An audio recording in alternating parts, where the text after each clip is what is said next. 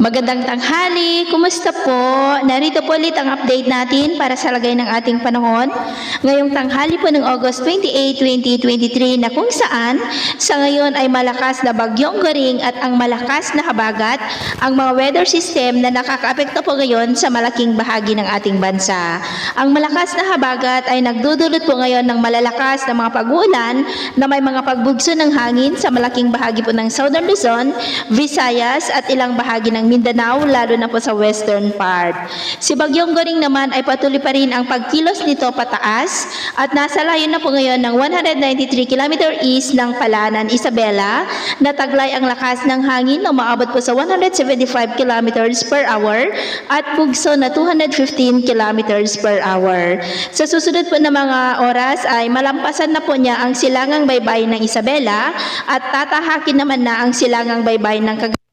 At bukas ng madaling araw ay nasa silangan na po ng Santa Ana, Cagayan at magsimula na natutumbukin naman ang mga isla ng extreme northern Luzon na nagbabanta po na mag-landfall sa darating na Miyerkules ng umaga dyan po sa May Batanes. At posible rin na papasok na sa ating area of responsibility ang potential na bagyo at tatawagin yan sa local name na Bagyong Hana sa darating rin po na Miyerkules. At sa lagay ng ating panahon ngayon, dahil po kay Bagyong Goring ay maulap ang kalangitan na may mga pulupulong pag-ulan sa ilang Luzon at nakataas pa rin ngayon ang wind signal number 1 sa May Batanes, Babuyan Islands, northern and eastern portion ng mainland Cagayan, eastern portion ng Isabela, central portion po ng Aurora at sa May Polillo Island.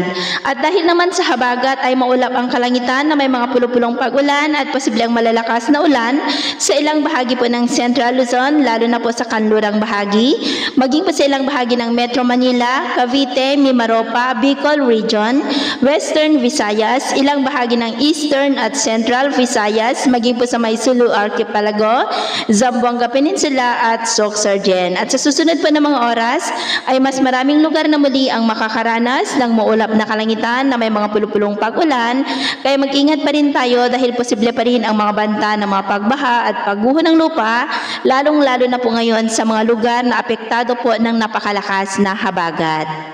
At sa atin naman pong mga baybayin, dahil po sa bagyo ay iwasan muna natin ang papalaot sa silangang baybayin po ng Luzon.